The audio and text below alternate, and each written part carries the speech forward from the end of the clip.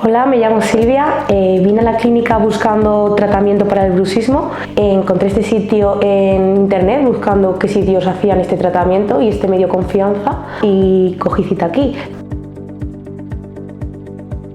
He venido por primera vez a la clínica para hacerme un tratamiento para el bruxismo. El trato por parte del doctor ha sido bastante bueno, es una persona bastante alegre y que te hace sentir tranquila mientras hace el procedimiento.